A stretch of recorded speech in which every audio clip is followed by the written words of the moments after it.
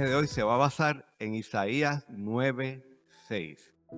Isaías 9:6 dice lo siguiente: porque un niño nos es nacido, hijo nos es dado, y el principado sobre su hombro, y se llamará su nombre admirable, consejero, Dios fuerte, Padre eterno, príncipe de paz. Ese fue parte del anuncio del nacimiento de nuestro Señor Jesucristo 8 siglos antes de que ocurriera, 800 años. Es un mensaje de amor de parte de Dios para el mundo, porque Jesucristo nació. Jesucristo es un regalo para nosotros, un regalo para la época donde Él nació y para nosotros hoy en día. El Emanuel, Dios con nosotros, anuncia la llegada de aquel que nos librará de las garras del pecado y de la muerte. La soberanía, dice la palabra, reposará sobre sus hombros, gobernará, se asegurará que todo se haga en orden. Conmovió la religión de su época, dirigiendo al pueblo con sus enseñanzas y sus acciones llenas de bondad. Jesús tomó sobre sus hombros ejemplo de buena gobernanza para ser nosotros gobernados según el modelo divino.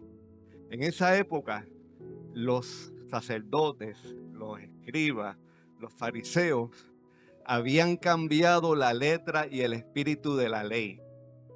La ley era basada para adorar a nuestro Dios. Y ellos cambiaron ese espíritu de la ley a hacerla más difícil para que el hombre común y corriente pudiera alcanzar la misericordia de Dios. Eso es lo que ellos habían hecho. Ese nuevo modelo de gobierno, de gobernanza, para nosotros se define de una manera sencilla, y es que sea Dios quien gobierne nuestra vida. Nosotros tenemos que permitir que sea Dios quien nos gobierne. El cristiano no se gobierna a sí mismo, sino que se convierte en un instrumento de Dios. Lo hacemos reconociendo la soberanía de Dios sobre nosotros. Nosotros decimos y acostumbramos a decir que Dios es nuestro soberano Dios. En realidad lo es. Háganse esa pregunta. ¿Es nuestro soberano? ¿Le obedecemos aunque nos duela? Si Dios fuese nuestro soberano, si en realidad es quien nos gobierna, tenemos que obedecerle aunque nos duela. En el Evangelio según San Lucas, el capítulo 9, el versículo 23, nos dice: si alguno quiere venir en pos de mí, niéguese a sí mismo, tome su cruz y sígame.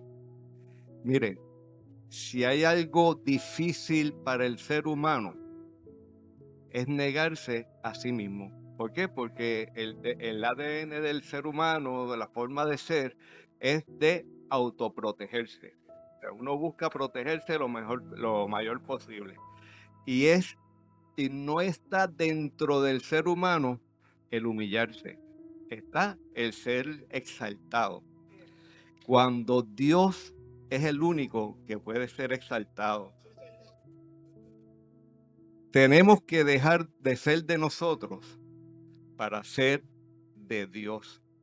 El verdadero cristiano reconoce que no se gobierna a sí mismo, sino que se convierte en un instrumento de Dios, llevando a cabo la voluntad de ese soberano Dios sobre nosotros. Tenemos que reconocer que nosotros somos como un polvillo cuando nos comparamos con nuestro Dios. Nuestro Dios es un Dios soberano. Nuestro Dios es un Dios infinito.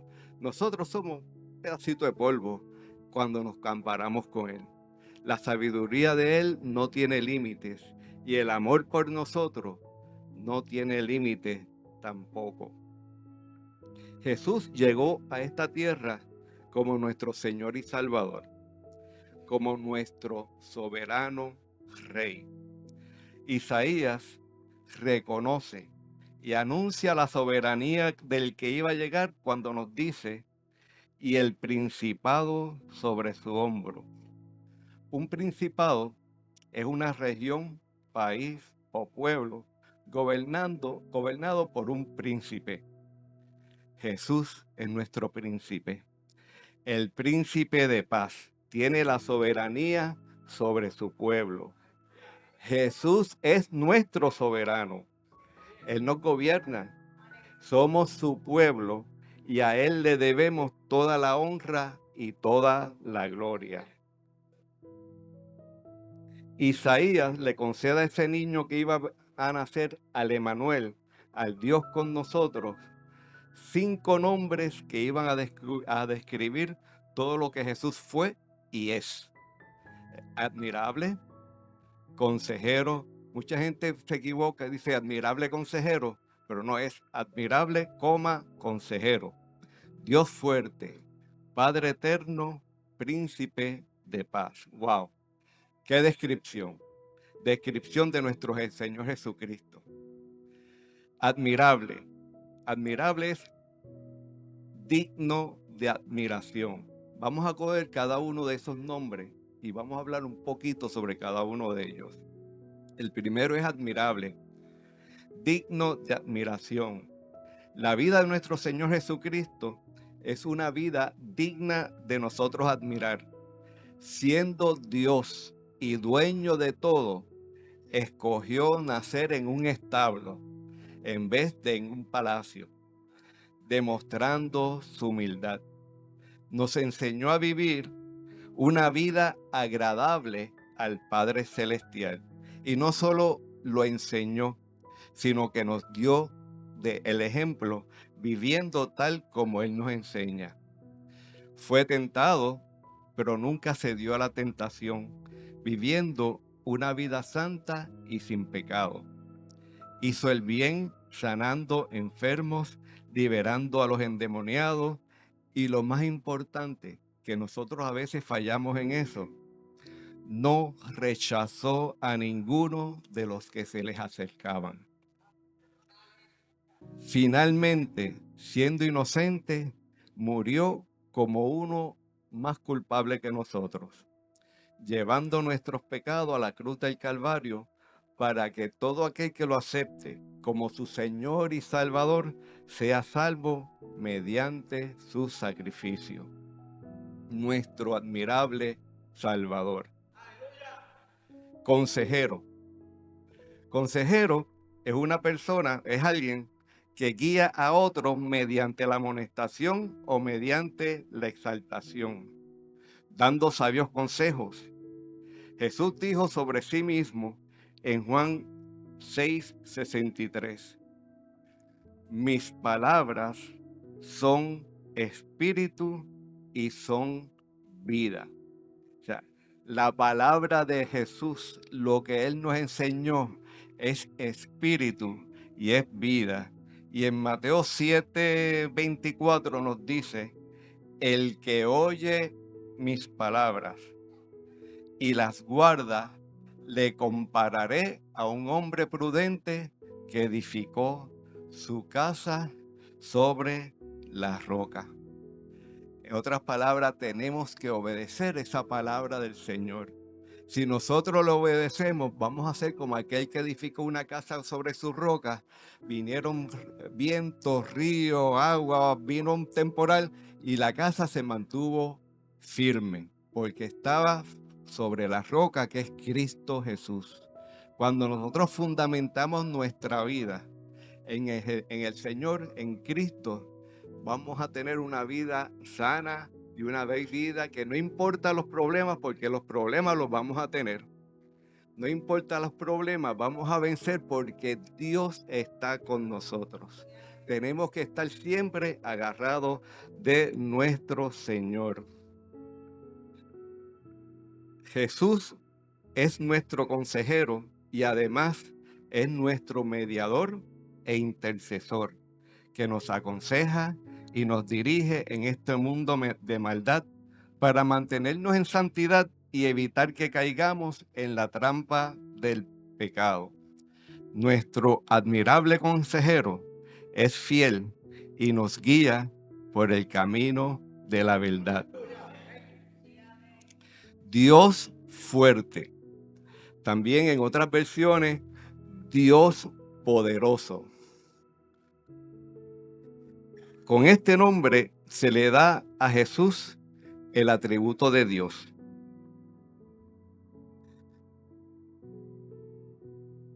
Y es Dios con nosotros. Según las Sagradas Escrituras, el mismo Dios se hizo carne para habitar entre nosotros. En el Evangelio según San Juan, capítulo 1, versículo 1, dice que Jesús era el Verbo y el Verbo era Dios. El Verbo era con Dios y el Verbo era Dios. Y en Isaías 7:14 nos dice, establece al llamar al niño que iba a nacer Dios poderoso. Y dice, y llamará su nombre Emmanuel. Y Emmanuel significa Dios con nosotros. Hace 800 años antes de que ocurriera, ya Isaías sabía que el que iba a nacer era Dios hecho hombre, Dios encarnado, Dios con nosotros. Emmanuel establece el carácter y la presencia de Dios en Jesús. Sin ninguna duda podemos declarar que Jesús es Dios, que nos vino a visitar para enseñarnos un camino mejor, que murió en santo sacrificio para limpiarnos del pecado y darnos el regalo de la vida eterna. Ese Jesús es el que vendrá con poder a buscar a su iglesia y llevarnos a vivir con él. Esa es nuestra esperanza y esa es la certeza que nosotros tenemos, que él va a venir a buscar a su iglesia y vamos a reinar con él. Padre eterno,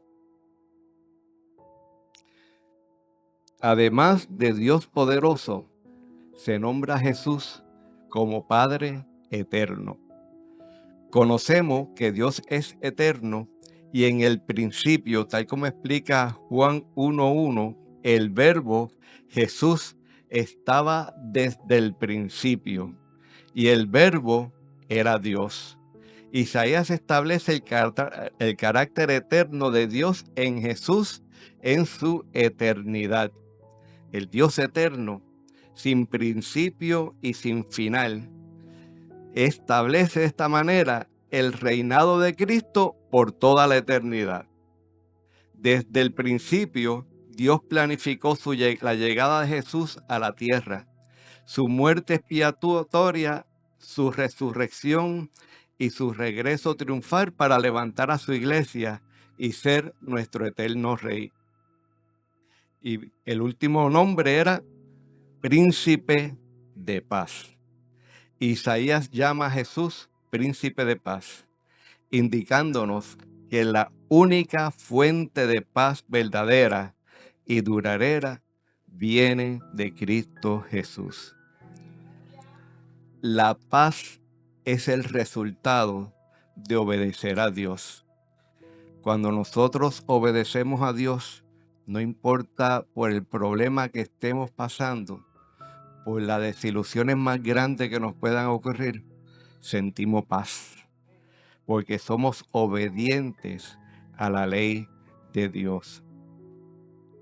El Salmo 119, verso 165 nos dice, mucha paz tienen los que aman tu ley, y no hay para ellos tropiezo.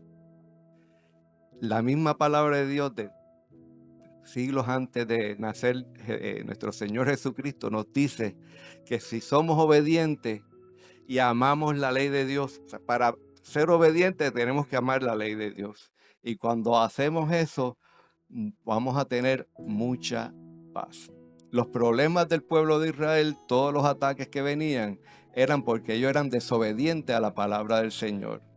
Cada vez que ellos regresaban a los caminos del Señor, tenían paz en su tierra. Los reyes, cuando eran reyes que seguían la palabra de Dios y le obedecían y le amaban, en ese tiempo había paz para ellos. Cuando había un rey que era malvado, pues ahí se acababa la paz para el pueblo de Israel.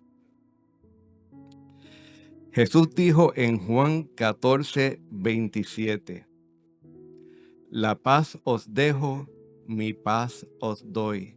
Yo no os la doy como el mundo la da. No se turbe vuestro corazón, ni tenga miedo. Hermanos, la paz es una presencia que nos llena todo, lo envuelve todo y lo alumbra todo, porque Cristo es nuestra paz. Cuando Cristo está en nuestros corazones, nosotros sentimos paz. No importa las circunstancias por las cuales estemos pasando. Aun cuando nos encontramos en dificultades o enfermedad, una vez ponemos las mismas en las manos de Dios, sentiremos paz. Yo le voy a dar un testimonio para eso del 2019. Me acuerdo que fue un julio 13 y era sábado a las 2 de la tarde. Yo estaba trabajando en un apartamento al lado de casa, al lado de mi apartamento. Yo tengo una casa con dos apartamentos y uno en el techo.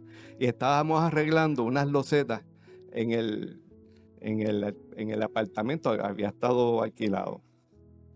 Habíamos quitado lo que se pone entre el piso y la pared. A mí siempre se me olvida el nombre de eso. Es como un base, pero es entre la pared que, que siempre antes en Puerto Rico eran de cemento y nosotros lo picábamos, había que resanarlo. Y yo estaba tranquilo con un martillo y dándole para resanarlo. El cuñado mío se le ocurre usar una movedora de estas eléctrica, un grinder. No sé cómo se llama en español, pero en español también le dicen grinder.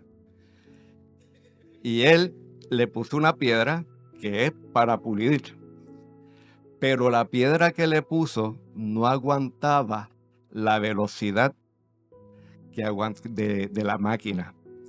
Así que él, en cuanto puso la piedra en la pared, esa piedra salió disparada. A él le rompió la espinilla, dio contra la pared. Yo lo único que sentí fue la explosión y un cantazo en la cabeza. Y que fue tan fuerte que yo estaba sentado y me tiró para atrás. Y cuando me tocó la cabeza, estaba botando sangre, pero que no era mucha sangre. Así que como que me levanté un poquito mareado. En eso llegó mi esposa con el alboroto de la explosión y los vecinos de arriba que atendieron a mi cuñado. Y yo me acuerdo que yo no lo podría describir. El cantazo tuve una fractura cerebral aquí, un poquito más abajo me mata porque me da en la 100, un poquito más para el lado me lleva el ojo, un poquito más para atrás me quedo sordo. O sea, dio en el sitio exacto que tenía que dar para que no me pasara nada. Y eso fue la mano del Señor. Y yo me acuerdo que yo me levanté con paz. Muchas gracias. Me levanté con paz, me levanté del piso y estaba como que tranquilo. Yo veía a mi esposa desesperada, ¿qué te pasó? ¿Qué pasó? Y yo tranquilo, pues. Entonces salió de mí. O sea, no es que yo lo haya imaginado ni que yo sea mejor que nadie, no, nada. Alabar al Señor dentro de mi mente. Y estaba tan tranquilo que mientras llamaban a las ambulancias para que vinieran a buscarnos, yo fui al otro apartamento, a mi cuarto, busqué la cartera donde estaba la tarjeta de plan médico, me la metí en el bolsillo, Regresé y me senté a esperar a que llegara la ambulancia. Cuando llegó la ambulancia, que me vieron así con la sangre y agarrado así la mano, rápido vinieron a mí y yo dije: "No, no, en el otro cuarto hay uno que está peor". Y se fueron para allá. La cuestión es que en ese momento Dios me dio paz. En ese momento Dios me dio hasta el ánimo de alabarlo, porque Dios es así.